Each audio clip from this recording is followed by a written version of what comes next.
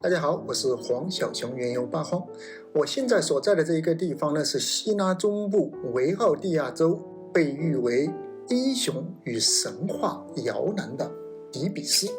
底比斯古城啊，根据这考古发掘的证明啊，它早在迈锡尼时期就已经存在。我们在迈锡尼狮子门的视频中就有提到过底比斯古城。那么底比斯古城呢，它在古代的这个发展历史上啊，一直都是一个非常强大的城邦。在波西战争期间呢，它是与波斯帝国站在一起，与雅典为敌的强大的城邦。在马其顿帝国统一希腊期间，于公元前335年啊，与亚历山大大帝对抗的过程中啊，被亚历山大夷为了平地。亚历山大呢，为了统一希腊的各大城邦，底比斯呢是最强大的一个，所以呢，拿下底比斯，其他的城邦呢也就顺理成章的都统一了。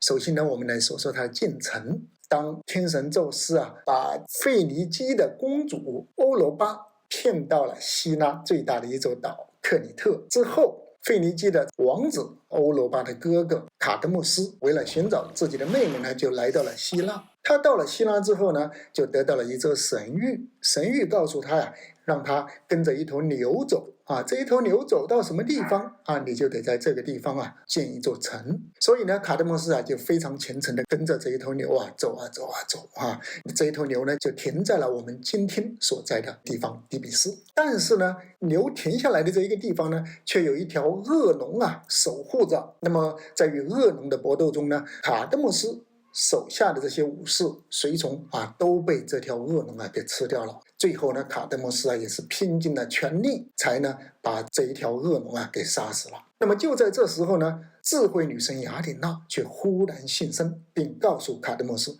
你现在要拔下这条龙的龙牙，把一半的龙牙种到地上啊，另一半的龙牙呢交给我。所以呢，卡德穆斯呢就照做了。可没曾想到，他刚刚种到地上的这一些龙牙呢，立马就长出了一群凶神恶煞的武士。卡德穆斯看到这些武士的时候呢，一下心里就慌了啊。可是呢，他灵机一动，从地上捡起一块石头呢，就投入了这一群武士之中。那么这些武士呢，就开始争夺这一块石头。在这个过程中呢，就发生了相互之间的残杀，直到最后呢，杀的只剩下了5个武士。这5个武士一看其他的都死了，自己5个啊也打不过这个卡德穆斯，所以呢就顺从了卡德穆斯。那么卡德穆斯呢就带领这5个武士在这个地方呢建成了一座城堡，或者说是一座卫城，以自己的名字命名，叫卡德米亚。那么建成了这一座城市之后呢，卡德穆斯呢就在这儿娶了河蟹女神，并且呢和河蟹女神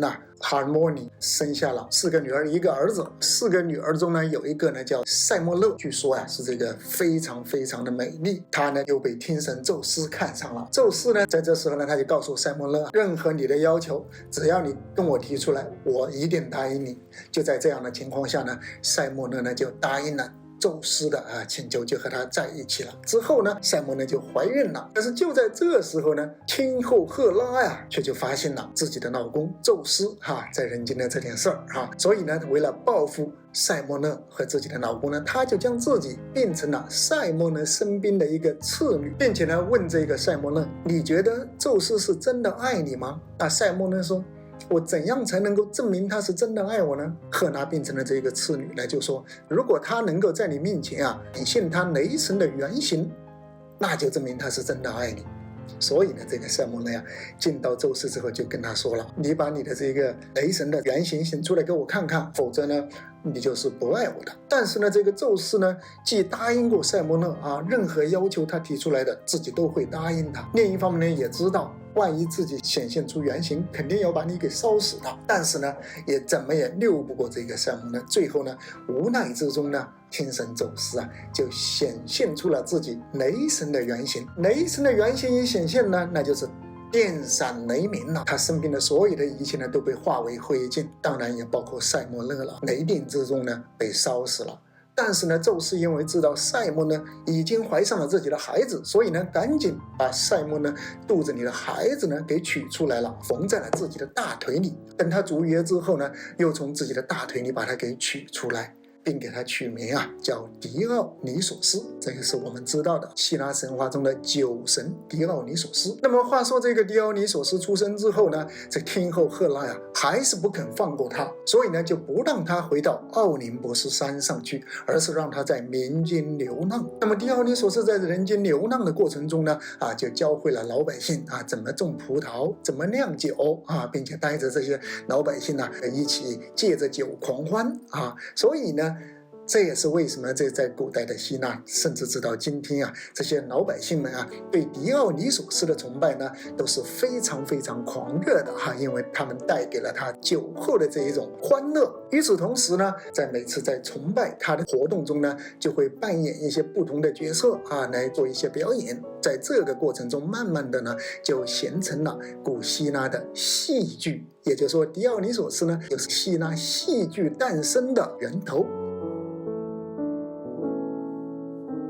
这是我们说了关于卡德莫斯的女儿的这一支神话故事。接下来呢，我们要说卡德莫斯的第二个女儿叫阿盖夫，她呢就嫁给了从地里生出来的那50中的一个。嫁给他之后呢，他们就生下一个有名的底比斯的国王彭透斯，他也是底比斯的第2代国王。从彭透斯的这一支往下呢，又有了一个儿子安菲推勇。那么这个安菲推勇呢，出生之后不久呢，就和麦西尼的公主阿克米尼这个订上了娃娃亲。话说当安菲推勇长大之后呢，他就来到了麦西尼，想娶回自己的老婆阿克米尼。正在这时候呢，麦西尼国王却被自己的哥哥给杀死了，并且呢，本来的这些王子们呢，也都被国王的哥哥给杀死了。这时候呢，安菲推勇呢就带着这一个公主阿克米尼就逃回了底比斯。到了底比斯之后呢，安菲推勇就说，那现在麦西尼呢，你已经没有亲人了，那么现在呢，我们是时候要结婚了。但是呢，这个阿克米尼这个麦西尼的公主据说呢，她除了美丽还非常的聪慧。当安菲推勇跟她提出结婚的要求的时候呢，她就跟安菲推勇说了，你要替我报仇，否则呢我现在不能结婚。所以呢，安菲推勇就说行，没问题。话说他报完仇之后，正要回来的前一天呢，宙斯我们这里又说到宙斯了，又看上了这一个麦西尼的公主阿克米尼，并且呢在安菲推勇回来之前的一天的晚上将自己变成了安菲推勇的形象，和阿克米尼同房了。之后呢，他们就生下了古希腊最著名的英雄大力神赫拉克利斯。底比斯继承者卡德莫斯2个女儿发展出来的神话故事。那么接下来呢，我们要跟大家说的是卡德莫斯的儿子伯尼多罗斯，他的这一支发展下来的。话说伯尼多罗斯的孙子呢也就是底比斯的第6代国王叫拉伊奥斯，他的老婆呢叫尤卡斯塔，他们2个人呢再生下了一个儿子叫俄狄浦斯。话说这儿子生下来没几天，这个拉伊奥斯就得到了一则神谕，这一个儿子以后长大了是要把你给杀死的。所以呢，他就把刚出生不久的俄狄浦斯让他手下把他的双脚钉在一起之后呢，就扔到了与科林斯交界的山上。那么在这个时候呢，科林斯的山上呢，正好有一个牧人在那儿放羊他听到了婴儿的叫声，沿着声音呢，就找到了这个刚刚被扔掉的婴儿俄狄浦斯，然后呢，就把他带回去，献给了科林斯的国王伯尼巴斯。波伦普斯的话说，这个年纪很大了也没有儿子，所以呢，就把这个俄狄浦斯当自己亲生的儿子一样抚养到大。有一天俄狄浦斯呢也得到了一则神谕，神谕告诉他说，你很快就要杀死自己亲生的父亲，并且娶了你亲生的母亲。所以俄狄浦斯心里想，我的父母克林斯的这个国王和王后对我呢从小到大宠爱有加，我怎么可能让这种悲剧发生呢？所以他就离开了科林斯，就开始在四处流浪。话说有一天呢，他流浪到了底比斯。底比斯城外一个三角路口这个路口呢，一边呢是到底比斯的一边是科林斯过来的。这个三角路口呢迎面来了一队马车，这种马车呢与他这个擦肩而过的时候呢，就把俄狄浦斯呢给撞了一下。结果呢，俄狄浦斯呢还没来得及生气呢，结果这赶马车的马夫就开始骂俄狄浦斯，你怎么不知道让路啊？那么俄狄浦斯这一下就来气了你撞了我你还骂我，所以呢他就开始跟人理论。在这个理论的过程中呢，车上的老者呢没有什么耐心了就拿起马鞭呢就抽了他一鞭子。结果呢，就发生了肢体冲突。在这个肢体冲突的过程中呢，俄狄浦斯就失手把这一行人全部杀死了只剩下了一个人在这个慌忙中逃走了。话说不久之后呢，他又来到底比斯城外。这个时候呢，底比斯呢正在遭遇一只怪兽的迫害。这只怪兽呢就是斯芬克斯。话说这只斯芬克斯就每天就坐在底比斯城外，所有往这儿过去的人都必须猜他出的一则谜语。斯芬克斯说了，你如果猜出了我的谜语，不仅你可以活命，我自己呢就会从这悬崖上跳下去自尽。但是呢，很多人都因为猜不出他的谜语被他吃掉了所以这时候底比斯贴出了公告，谁如果能够猜出这一只斯芬克斯的谜语，解救我们底比斯人，我们就让他当我们的国王，并娶我们的王后为妻。所以俄狄浦斯呢，这时候听说了这一个公告之后呢，他就找到了这一只斯芬克斯。那么这一只斯芬克斯出的谜语呢，就是说什么东西早晨4条腿走路，中午2条腿走，晚上呢用3条腿走。这时候呢，俄狄浦斯呢就猜出了那是人出生的时候呢就4肢在地上爬长大了2条腿走，老了呢拄着个拐杖走。这时候呢，这个斯芬克斯呢就气急败坏的从悬崖上跳崖自尽了。也就是说，俄狄浦斯呢把整个底比斯城从斯芬克斯的迫害中解救出来了，所以他自己呢也顺理成章的当上了底比斯的国王，并娶了底比斯的王后。那么当他当了国王，娶了底比斯的王后之后呢，这个底比斯城呢却并没有换来安宁，而是换来了越来越多的各种瘟疫天灾。所以呢，俄狄浦斯就叫来了底比斯城的著名的先知提勒西亚斯提勒西亚斯呢就告诉他，之所以有这样的灾难呢，是因为我们城里有人这个犯下了不可饶恕的罪行，所以呢我们要找出这个人，让他得到应有的惩罚。那么俄狄浦斯呢开始就顺着各种各样的线索来找到底是谁犯了什么样的罪。最后呢，他找到了当时拉伊欧斯也就是前国王的这一个刚出生的婴儿扔到山上去的那一个仆人。找到他之后呢，慢慢的他发现自己就是前国王拉伊欧斯和现在自己的妻子也是当时的王后的亲生的儿子。当他得知了这一信息之后呢，他当然是悲痛万分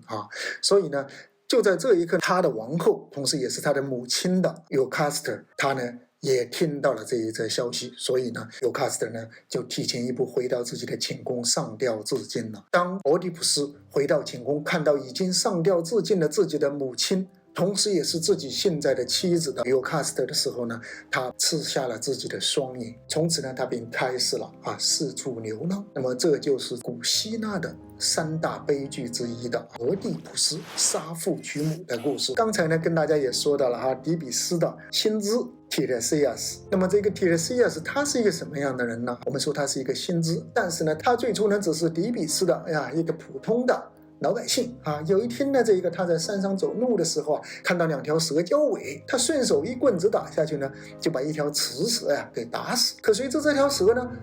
她是这个天后赫拉的，所以天后赫拉非常生气，所以呢，天后就把这个提勒西亚斯变成了一个女人，并把她带在身边作为自己的侍女。7年之后呢，变成女人的提勒西亚斯呢就结婚生子了。那么又有一天呢，这个提勒西亚斯又到了山上他恰巧又碰上2条蛇这一个交尾，他还是没有记性顺手又一棒子下去，结果呢这一次呢打死的是一条这个雄蛇。可没想到就在这一刻呢，他又变回了他的男儿之身。也就是说，这一个提勒西亚斯他既做过男人也做过女人这呢就演出了下一个故事。那么话说有一天呢，宙斯聆听后赫拉闲来无聊的两人开始聊天，聊着聊着呢，宙斯呢就说到了，你肯定是享受的比我多，但是呢赫拉却不认同，却说那肯定是你比我享受的多。那这时候两人呢争执不下的时候呢，宙斯就提议说，那这样吧我们俩可能说都不这一个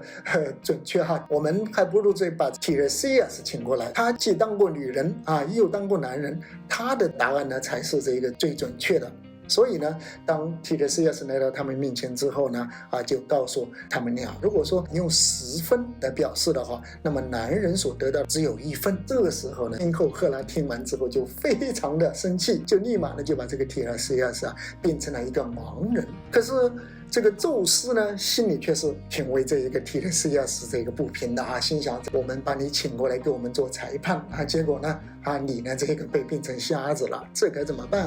所以呢，宙斯为了补偿提勒西亚斯，赋予了他能够听得懂鸟语，并且能够预知7到9代人的命运。所以呢，这就是底比斯古城著名的先知的故事。好了，谢谢大家，我是黄小熊，言有八荒。